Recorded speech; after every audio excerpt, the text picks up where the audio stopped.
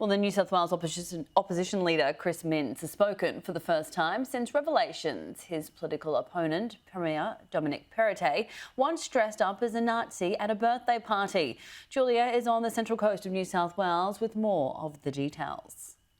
It was a really interesting approach from the New South Wales opposition leader this morning, Chris Minns, appearing really sympathetic of his political opponent, Premier Dominic Perrottet, suggesting that this revelation is not going to have a massive bearing on the outcome of the New South Wales election, which will be held in just 70 days' time. That admission, of course, made by the Premier himself just 2 days ago, revealing that he wore a Nazi costume to his 21st birthday party. It was obviously a big mistake.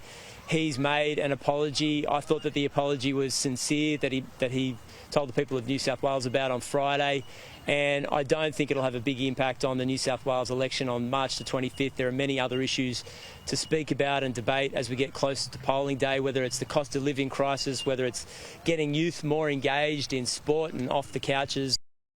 Now, Dominic Perrottet was forced into making that shock admission after a conversation that he had with the senior cabinet minister, outgoing Transport Minister David Elliott, on Tuesday night, where he warned Dominic Perrottet that one of his internal rivals may be threatening to release a photo of him in that Nazi costume in order to hurt his campaign. Chris Minns today really hitting out at the government over what he says is internal division plaguing the party.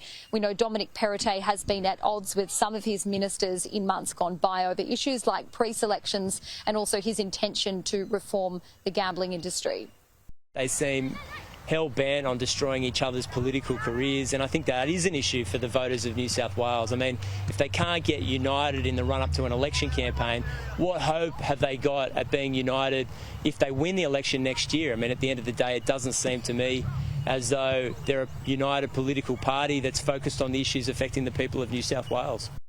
Chris Minns was also asked whether there's anything that he needs to be honest with the New South Wales public about. He said that there's nothing. He also says that he's never worn a distasteful costume. The New South Wales opposition were out on the Central Coast this morning. They were making a local funding announcement. $3.7 million will be committed to improving soccer facilities here if they're elected in March. The New South Wales opposition also unveiling a housing policy document setting out how they plan to get more New South Wales residents into their own home. Housing, of course, is going to be a major battleground in the lead up to that election.